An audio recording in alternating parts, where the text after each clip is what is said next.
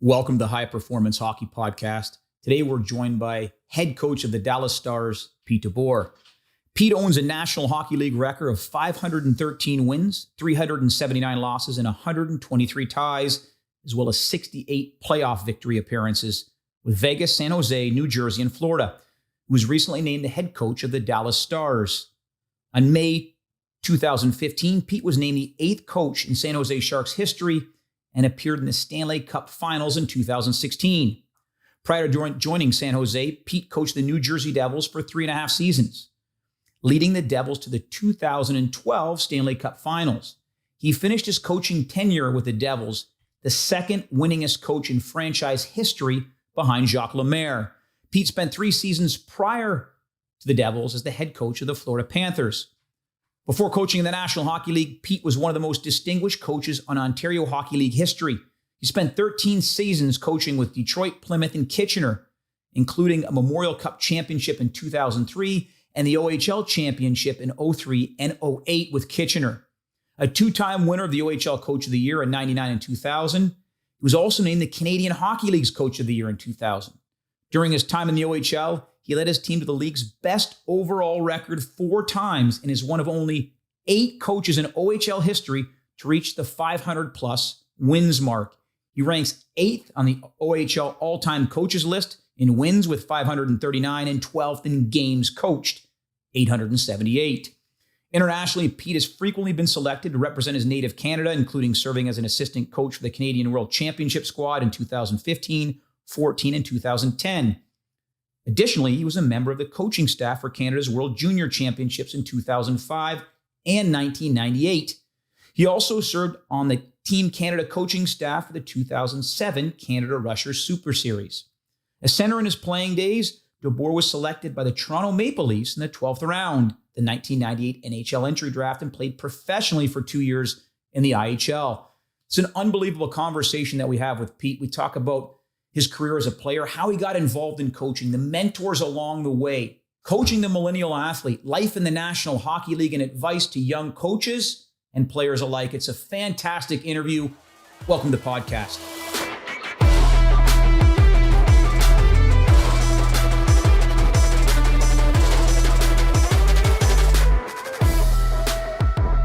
Pete, welcome to the podcast. Thanks so much for joining us. How you doing, Ed? Great to be here. Hey, it's going to be an awesome hour. First of all, thanks for your time. It's going to be fantastic. I want to start, if we could, Pete, I want to rewind back a little bit to your playing career.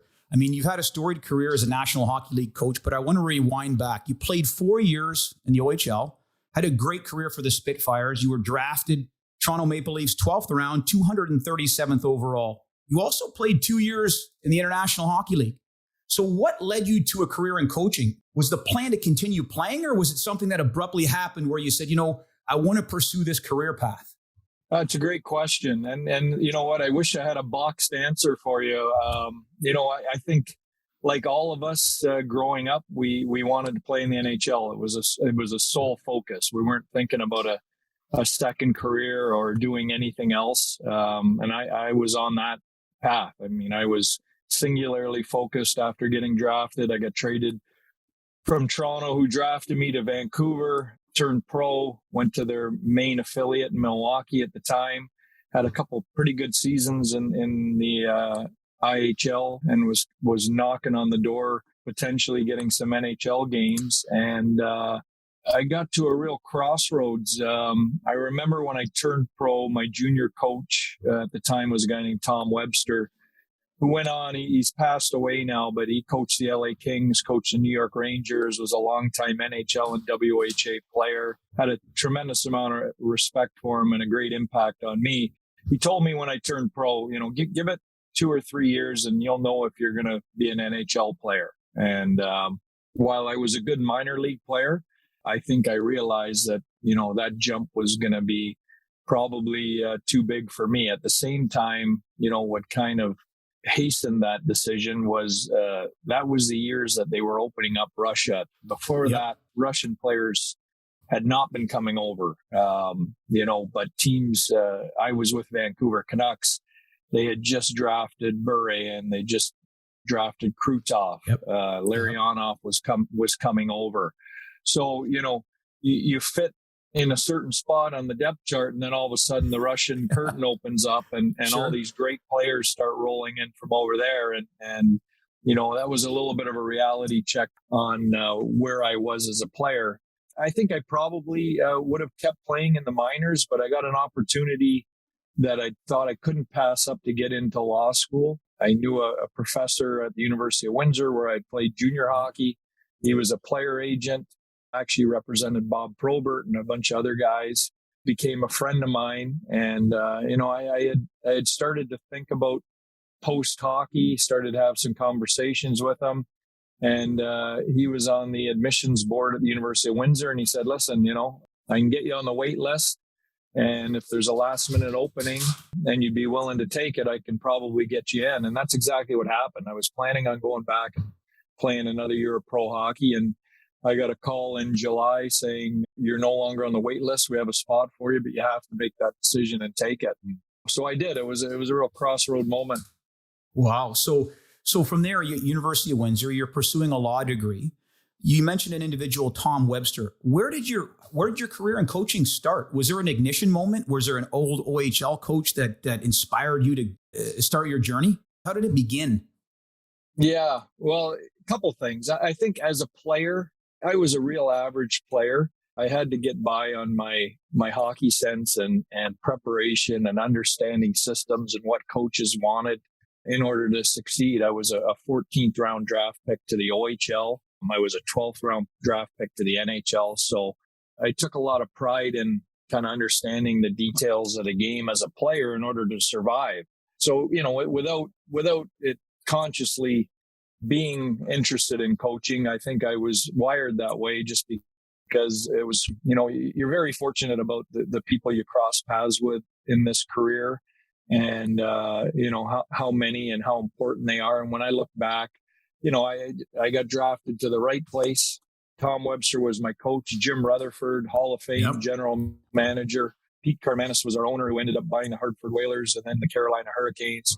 I mean, if I would have got drafted to one of the other 20 teams in the OHL, hadn't been around those guys. Paul Maurice was our captain in Windsor, who was, fifth all time now in games coached in the NHL. So I happened to be plopped just through good fortune in the middle of all these great people and great minds, and just kind of rode that wave. You mentioned a couple people that you were involved with, but I want to hit on one specifically. Your friendship with Paul Maurice. I always find his interviews so interesting. He's such a cerebral individual. He dots I's, he cross T's. He's amazing with the media. He's a PhD in the game. What are a couple things that you've taken throughout your relationship with Paul in terms of measures of growing as a coach and a human being? Yeah, so Paul and I showed up in Windsor as a 17-year-old rookie draft pick. Paul was our captain, and in Windsor he was a year older than me. Still at that time one of the youngest captains in the OHL, which shows you how wired he was for leadership. That already he was an OHL captain at that age.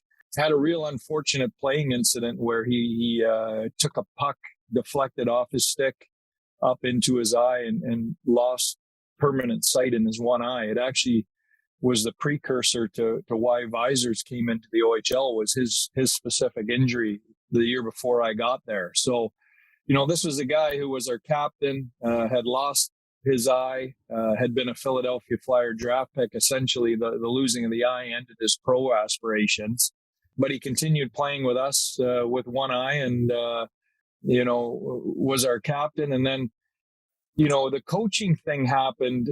We were going into my last year of junior hockey. Paul was our overage captain. We got to the deadline and we had the best team in Canada, the best junior team in Canada, number one ranked team. And the team went to Paul and said, listen, we need a goalie in order to win the Memorial Cup. We've only got one overage spot open. It's yours. We'd like you to either accept a trade or retire from playing and join the coaching staff for our Memorial Cup team as a 20-year-old.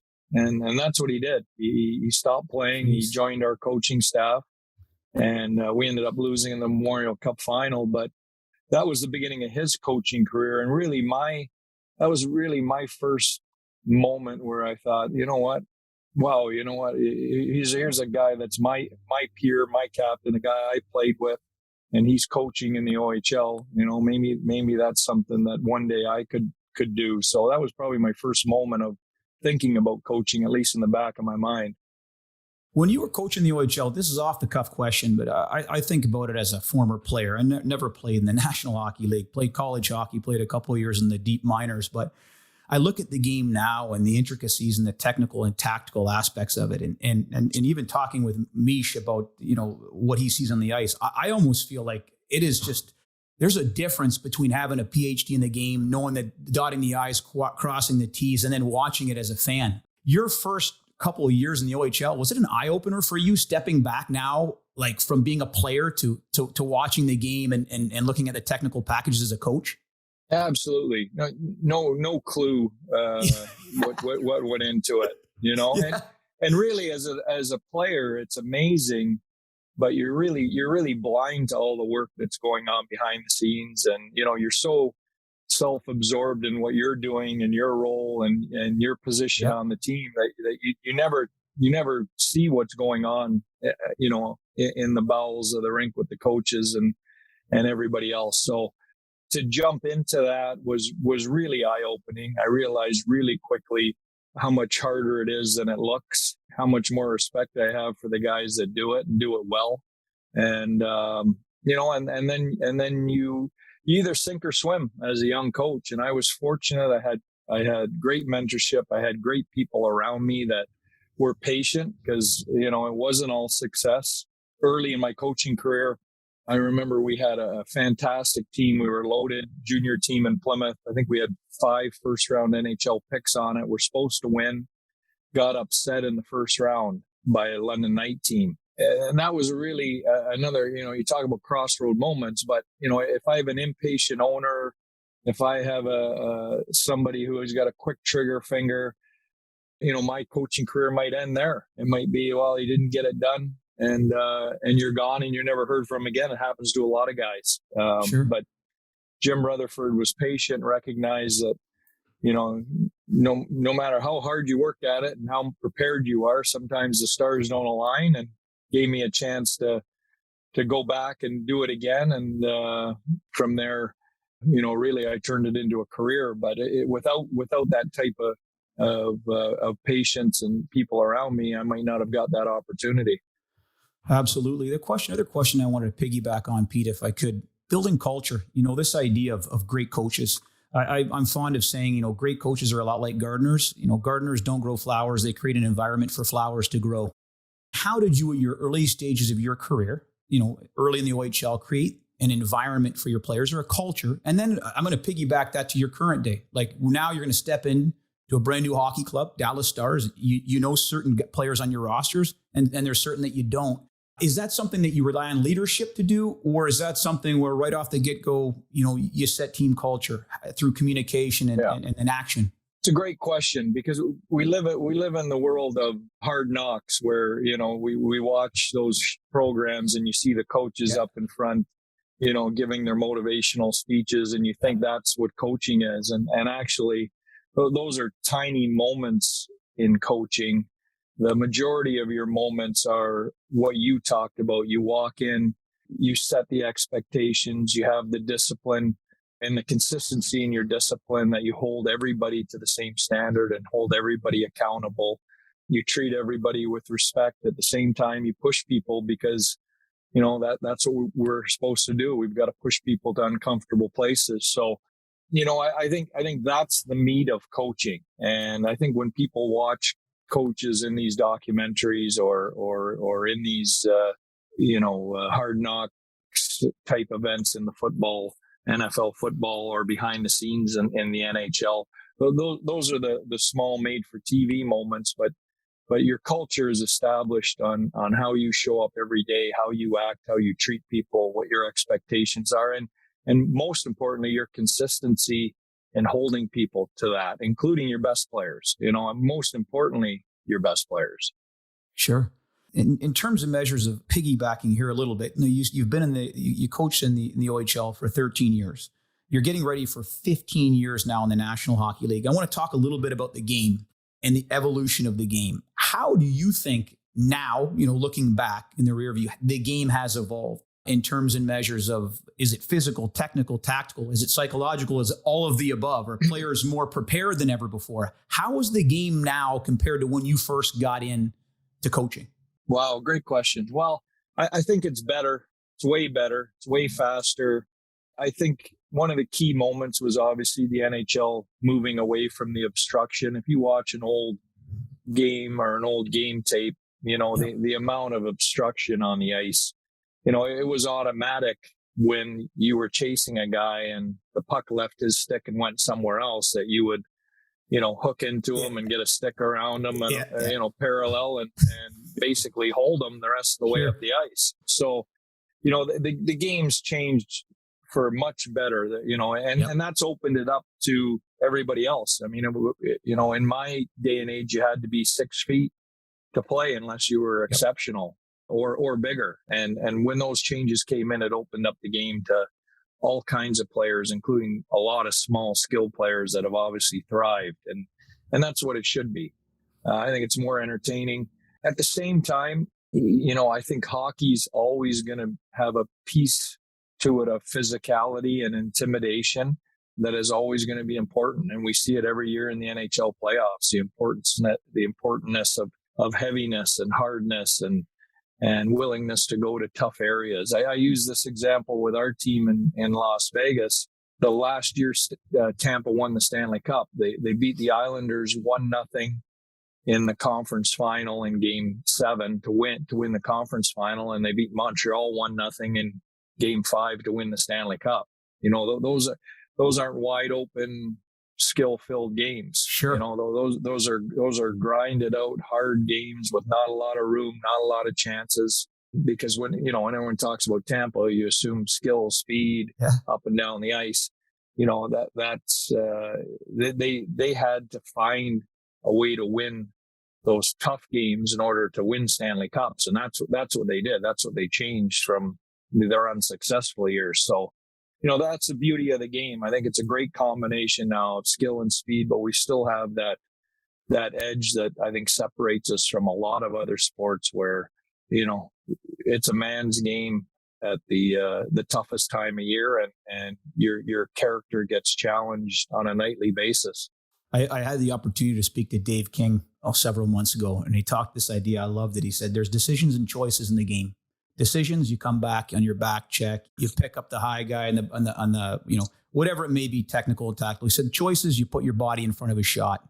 He said, typically, the teams that make the easiest decisions and toughest choices during the tough times of year are going to have good success. It doesn't always work that way, but you guys, and those times where the ice is tight and confined and everyone's diving for pucks and it's a lot on the line in the playoffs, I thought it was an interesting way and an eloquent way of winning in the playoffs. So, you know what, Ant? It's so true. And you brought up Dave King. It's a great name because for me, I played, I never coached. I never went to a coaching school. My coaching school was really working with Paul Maurice as an assistant coach when he started, but we were both young coaches, so we were learning from each other. But it was my Hockey Canada experience, and I got involved with Hockey Canada really early in my coaching career and got to spend summers, while I was coaching the under-18 team and the World Junior team around Dave King and Tom Rennie and Mike Johnson and then as I turned pro around the Hockey Canada guys like Mike Babcock and Ken Hitchcock, Dave Tippett, like that was my school of coaching. And for any young coaches out there, that's what I would tell them is find a way wherever you're coaching, whatever you're doing, to get involved with your national team program. If it's the US, USA Hockey has a great one. If it's Canada, wherever, because that was my professional development, was being around those guys in those things. And they were so good at sharing. Dave King was one of the best. There was no secrets. He was willing to share all his knowledge, and I'm always appreciative of that. Yeah, he was an unbelievable man. And what he's done in the game has just been outstanding. He's got a new book that I thought was an interesting read, and there's full of gems in there for both seasoned coaches and individuals that are just fans. So He was a great man. It was awesome to have an hour with him to share. But I want to continue on here with coaching and specifically communication. The millennial athlete.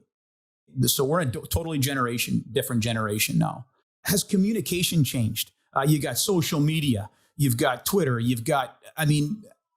the end of the day, is it the same message said differently? Is it emotional intelligence talking to different personalities, different ways?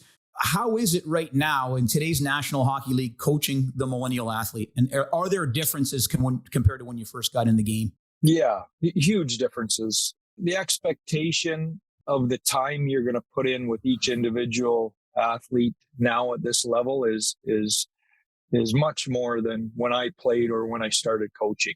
When I started coaching and when I played, the head coach coached the group. There wasn't a lot of individual coaching in that. And now everyone needs to be individually touched on a daily basis. And I think that's why coaching staffs are getting bigger. I think football probably set the bar for that. You always wondered why they had all these position coaches, why they had all these specific guys for specific areas, special teams coach, offensive line coach, linebackers coach. And I can see now, because hockey's heading that way. We need skills coaches that can work with guys on things that aren't team related on off days. Your brother Misha is one of the best in the business at that. We need special team specific coaches, guys that are specialists in power play and penalty kill, because it's so important and it's such an important part of winning or losing games. You need a great goaltending coach now. It used to be that the defensive coach a lot of times subbed as the goalie coach too. And then these players also expect a ton of individual feedback, both on how they're playing, on their analytics, where they stack up compared to other guys in the league. The information that's accessible to coaches and players now is so much more. And you just need manpower in order to sift through it and make sure the players are getting back what they need and the right type of information they need. So I think it's great. It's funny. I think from a real world perspective, I wish teachers would get that support. I see teachers in a classroom around the world, and they're dealing with 30 students and those students' expectations are the same as our players' expectations. It's impossible for those teachers to touch everybody like they need to be touched without help. So, hopefully, it went from football to hockey. Hopefully it bleeds into our school systems one day, because, what I've learned is everybody needs that attention. Let me ask you this too, in terms of communication. How about amongst your coaching staff? You mentioned this idea of, staffs now are growing, whether it's specialist coaches, et cetera. Do you meet on a daily basis as a coaching staff? Do you meet, is it 2 touch points a week, 3 touch points a week? Are you sharing ideas? Are you how does it work amongst the coaching staff in terms and measures of making decisions? I know that's kind of a broad-based question. Yeah, no, it's a great question. And I think every coach does it differently. I'm a big believer. When I take a job, I'm assuming whoever's hiring me is hiring me because they believe in my ability to do my job well, that I was better than some of the other candidates, and they're going to give me the rope to let me do that job. I feel the same way when I hire coaches on my staff. I want to give them responsibility, and I want to give them the room to execute those responsibilities without me standing there micromanaging it. At the same time, I really believe you have to have daily communication with your staff so that the messaging to the group is always the same. There's nothing worse than a player sitting in a dressing room and an assistant coach is messaging something, whether it's what should I have done on that play? And it's different than what the head coach is telling them an hour later if he runs into them and the same question comes up.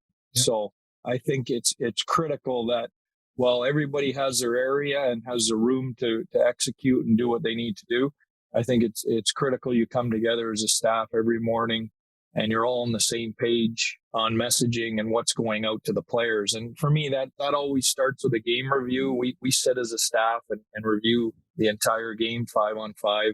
And what I like about that exercise is those situations that aren't always black and white, that are gray. Should he have picked up this guy or this guy? Should he have boxed out here or should he have fronted the puck? We talk through those situations as a staff. And when we leave that exercise, everybody's messaging the same answer when that player asks that question that day. You're not getting a different perspective if you talk to two different coaches. So, and you know what, the debate on some of those gray areas are fantastic. I mean, I change my mind every morning on how I thought a player played. Either I thought he was better than he was, or I thought he was poorer than he was. Thought your team's never as bad as you think it played, and it's never as good as you think it played when you do that exercise. So it's really enlightening. I want to ask you some more questions about the video review, specifically watching games. Misha alluded to the fact of how outstanding they were in terms and measures of the information. How do you separate signal from the noise? Is it certain plays that you're going to focus on? Is it repetitive patterns that you're focusing on?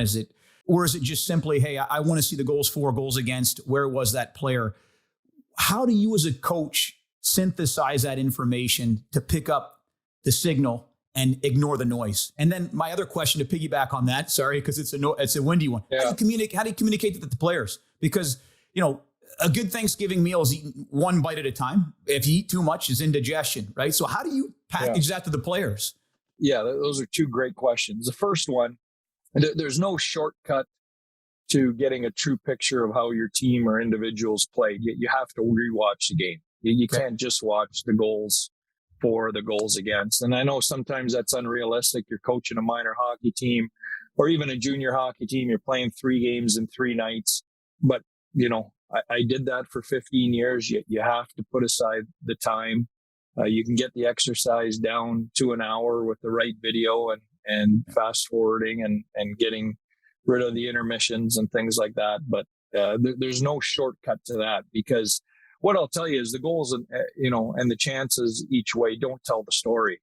Most times when I walk out of that exercise of rewatching our game, I always have an area that jumped out at me that I didn't recognize on the bench or didn't show up in the goals, that we were really, really good at, that we want to reinforce, or we were really poor at, that I didn't catch at the time of the game. So, I would emphasize that you can't take a shortcut in that true picture of the game. And the true picture is everything, because that's your job as a coach is to make sure you have a true picture of the game, because the players don't. They have their own subjective, personal picture of the game. Sure. And so that's the critical piece. What you give back to the players, how much, that's always the $1 million question. And there's no doubt we've all I've been guilty of too much. So then you back off, and then sometimes it's too little. You need more. I think you have to find creative ways to get that information back to them. A lot of times it can't just be the head coach's voice in a meeting at the same time every day, because the guys just tune that out. So, that's where we'll hand off a lot of those, that stuff and that feedback to individual coaches or guys that have relationships with guys.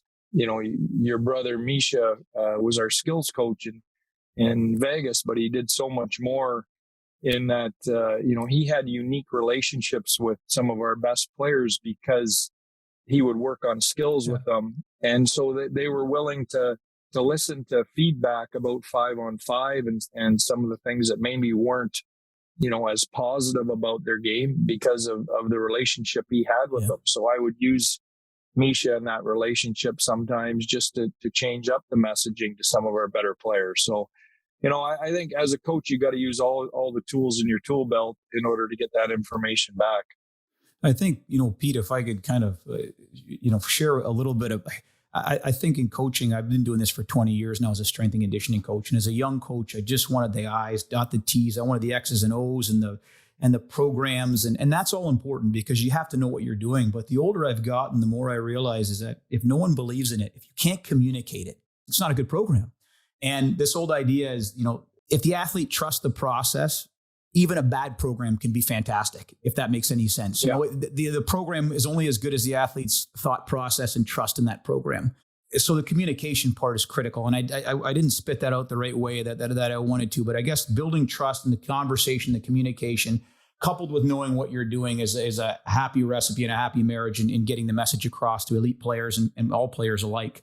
Interviews. I've had the opportunity to watch you, and I also see this in terms and measures of Paul Maurice and your ability to have a fantastic interview with the media. And they're tough questions sometimes, whether it's coming off a hard loss, whether it's a certain player that didn't. Is that something that has been taught? Like, is that something that you just over the years, it's one of those deals where you self-taught, or is it, was there a coach or a mentor that dealt with the media and you said, hey, I want to follow that suit? Well, again, lucky situationally, but, Paul Maurice for me is the best media coach I've ever been around. Unbelievable.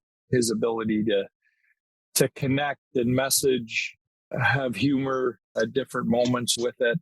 Yep. But also, answer those tough questions when he has to. And you know what?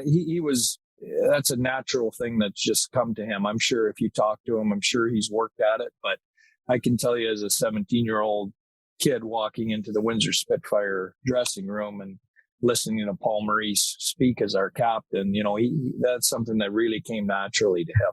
And yep. He's had that ability his whole life. So, I think early in my career to be around a guy like that, to watch him work, I tune into his press conferences even now just to hear him, because I think he's the best in the business.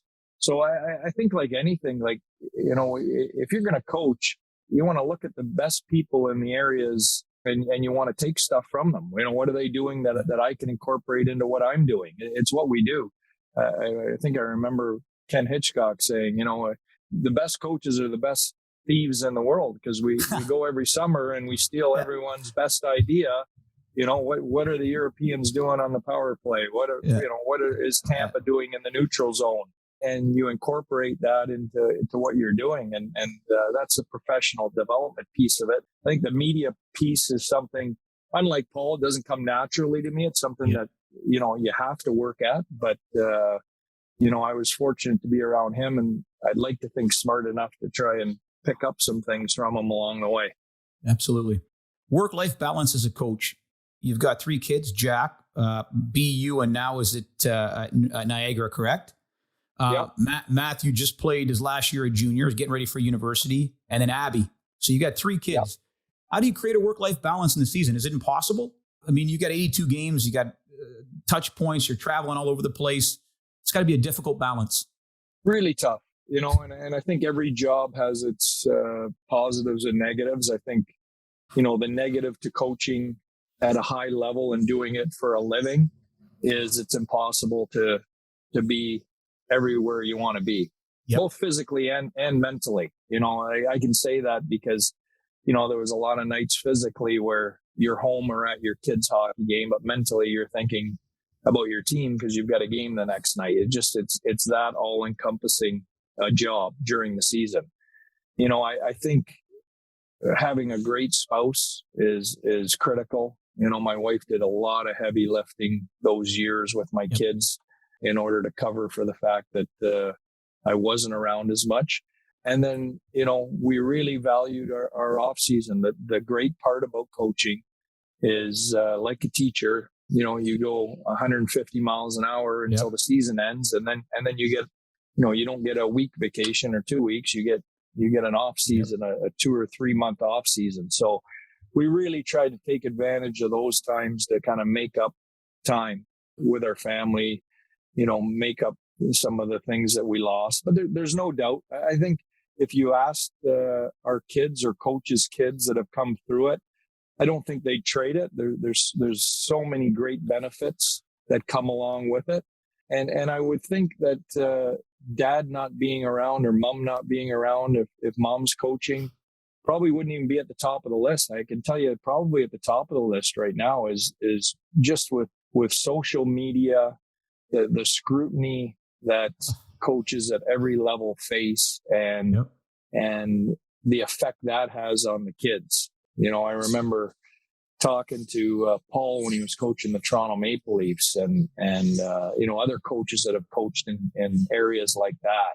Yep. And, your kids are at school and it's nonstop. You can't get away from it. So that's where they really pay the price, because 25, 30 years ago, that wasn't the case. Now you can win 10 games in a row and there's a podcast, a station, a chat line somewhere where they're hating on the coach. It doesn't matter what you're doing. And there's people listening to that. So that's the tough piece on the family.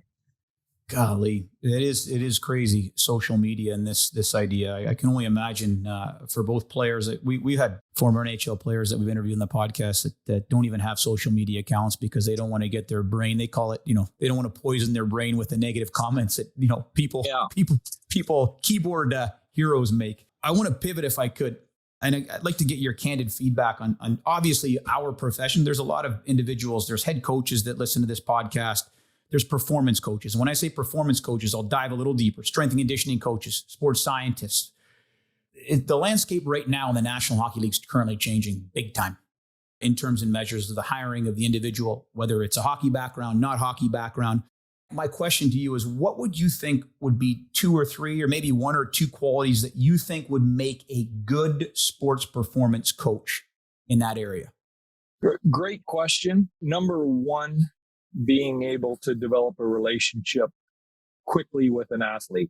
And there's no quick way to develop that. But if you have the ability to walk in, engage with an athlete and quickly develop a relationship of trust, that they trust you, that for me is a key element. If you're his strength and conditioning coach and he trusts you, you're gonna get way better results than someone who doesn't. Same if you're their performance coach or their head coach. So I think that's the critical element, and those are personal skills, but they're also character skills. People see through people who aren't genuine, who aren't real, who aren't who are fraudulent, who are trying to pull one over on someone. And a lot of times it's not even in a malicious way. I find. And this is a mistake that I was fortunate to be smart enough not to make. I was never coaching looking for my next job. I always was in the moment. I wanted to, if I was a junior coach, I wanted to coach that junior team the best I could. And the players have to see that. If they think you're coaching them trying to get the next job or trying to, move yourself up, if they see an agenda there that's personal to you, you're going to have a real hard time building a trust relationship with them. So that would be one big thing I would tell all coaches in all areas. Stay in the moment with that athlete. You've been hired to do that job, not the next job. The next job always takes care of itself if you do the job you're in the moment with well. Be where your feet are. I like that. That's right. I like that. That's right. In terms and measures of you as a head coach, the information that you get from performance coaches, strength coaches, are you getting that information or is your assistant coach getting it? And then my question is, how do you like that information packaged? Is it, hey, Pete, inform me on this or persuade me on this? Is it informing versus persuading, or is it, I just want the information, I can make the objective feedback, I'll take it from there? Again, I think it's your trust in your relationship. I would like to think someone on my staff that I've hired, let's say a strength and conditioning coach, if I hired them, I respect their knowledge enough that they're not just going to be a pass through of information. I'm going to want their opinion on things. Otherwise I wouldn't have hired them. So, that's for me is a critical piece. So, I'm not just looking for data. I want the expertise of the evaluation of that data from the person that I hired in that area. And the other piece to that, I think, as a head coach, I think it depends on the level. At the level I'm at, I just had this conversation with our strength and conditioning coach in Dallas, who's fabulous. He said, am I going to be dealing with you every day on this? And unfortunately, I can't. A head coach at the NHL level gets pulled in 18 different directions. So in our job descriptions with our staff, I have an assistant coach that is the direct contact for our strength and conditioning coach on a daily basis. Sure. And then if there's an issue positive, negatively, something that has to be addressed, then the two of them would get together and go, okay, we have to take this to Pete at the next level. Yep. And I would love to be able to have my hands in all those areas, but it's not realistic at our level to do that. Fantastic. The profession in general, strength and conditioning, performance. What can we do as a culture, performance staff, to do a better job supporting the coaching staff? Are we doing that already? You know, I talked to Mike Babcock about this. He said, Anth, I want one or two things. It's Reader's Digest for me. I need the big rocks. I don't want to be overwhelmed. I don't want to be talked about, anatomy textbooks. Just give me the big one or two things that you think are important. How can we push the profession in a place where it continues to evolve and grow in a positive way in the National Hockey League? It's turned into such a critical area. I think the two biggest growth areas in the game in the last 10 years have been strength and conditioning and mental skills. And I think those are two key pieces to every staff is having a great strength and conditioning guy, because that's the guy that's 12 months a year with your players. Sure. Your coaches are in season, and that's it. That strength and conditioning guy is the guy that's 12 months a year. And same with your mental skills coach. The level of stress, anxiety, a lot of the baggage, the insecurities that come with trying to be a professional hockey player are such now that that area is huge. It's critical. I've seen it with my own kids. I was a little old school. If you'd asked me this 20 years ago, I didn't see a big place for it. And now I think it's a critical part of everybody's staff. So, those would be the two, real important pieces of your staff that you have to get right. And it's easy to find people that label themselves as those type of coaches. It's hard to find people that are really good at it. Sure. And if you do, you want to make sure you hang on to them. And how you hang on to good coaches is to give them a say and make sure that they're involved and make sure they feel like they're important. I want to pivot here, and I want to respect your time, Pete. A couple wrap-up questions, and they're really advice for players and coaches. So I want to start with, for young aspiring coaches, could you give us one or two bullet points that you think good advice? If you're getting ready to coach a high school team, USHL team, is there any bits and pieces, bullet points that you could recommend throughout your experience as a coach? Our jobs as coaches is to set the energy level every day for the team. And particularly when things aren't going well, it's easy when you're winning to walk in and set that. The tough part is driving that bus when things aren't going well. And it's amazing, how often things aren't going well. You lose a couple in a row, you're winning, but team's not playing well. Your GM's on top of you about results. Power play stinks. The fans are booing you. There's so many traps to fall into negativity wise. And it's even tenfold now with social media. So, it's your job to clear your head every morning when you walk in, reset. The players have to know that they've got a fresh slate in front of them that day, and that you're going to drive the energy bus for them. That doesn't mean the message has to be positive all the time. Sure. But there has to be positive energy behind it. Be the thermostat. I like that. That's right. Yeah. How about advice for hockey parents? And let's talk more about minor hockey parents. Yeah. Wow. I had two boys go through minor hockey all the way through, and everyone had the 24-hour rule, which I think is absolutely an awesome rule. I really do. Hopefully that's universal and everyone sticks to it. I think it's critically important. It's almost exactly like walking off the bench of an NHL game. You're so emotionally engaged in the game, and you don't have a kid playing. When you have a son or a daughter playing, that emotional engagement in what's gone on is off the charts. So, you need a cooling off period. Yourself, it's for your own good. It's for the people around you good. So, if anything, I would tell people, please respect that. It's there for a reason, and you'll realize 24 hours from now, you'll have a different perspective on it than what you had walking out of the rink that night. And then the other thing is, coaching is hard.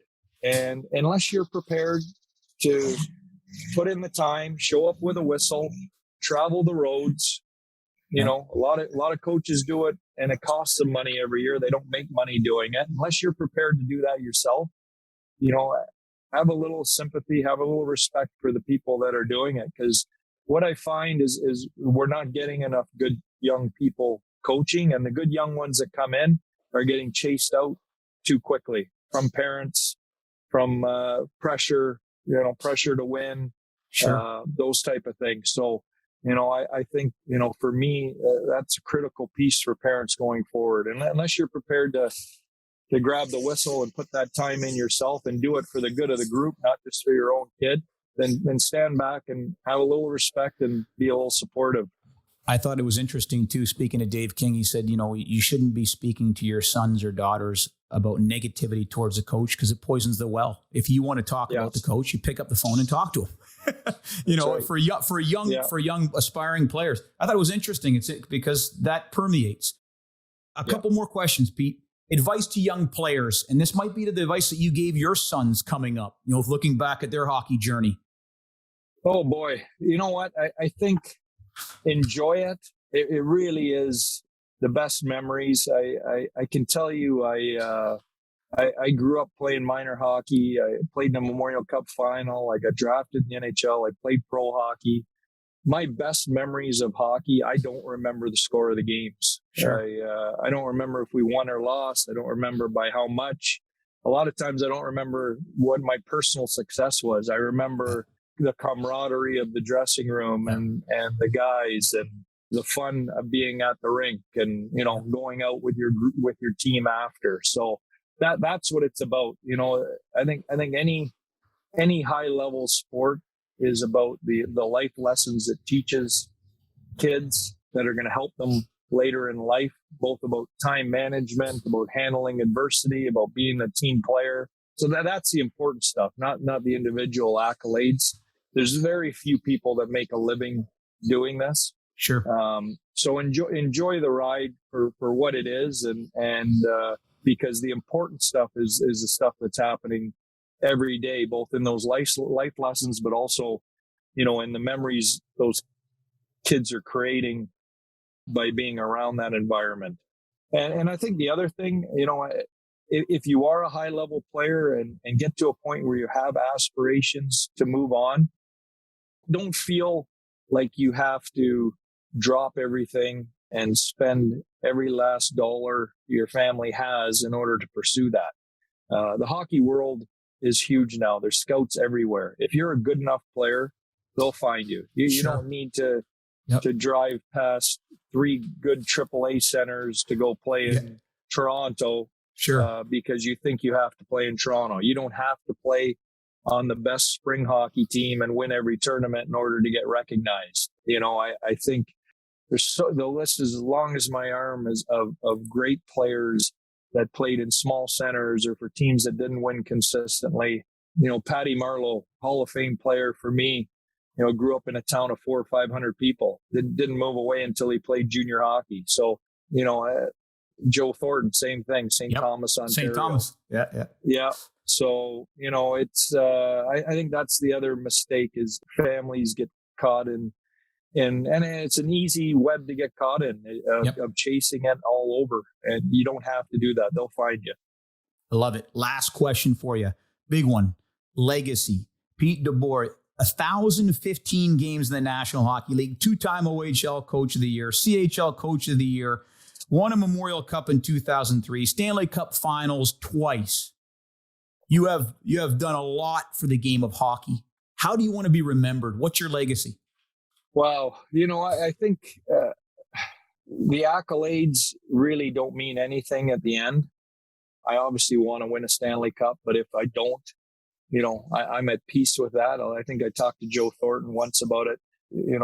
There's 100 guys' names on the Stanley Cup that Joe Thornton belongs on ahead of, but he never won one. He wasn't in a situation where it all came together. That's not a personal knock on him. So I'm at peace with that. I think, for me, it's about the relationships, the staffs that I've had, the assistant coaches I've had, the trainers I've worked for, the GMs and owners I've worked for. It's always about the relationships at the end of the day. I've just had so much fun, so many laughs, met so many great people, seen the world, Yep. Through my Hockey Canada experiences. I pinch myself every day that I get to do this for a living. That's outstanding. Our guest today has been Coach Pete DeBoer. Pete, thanks so much for joining us. Thanks, Ant. Anytime.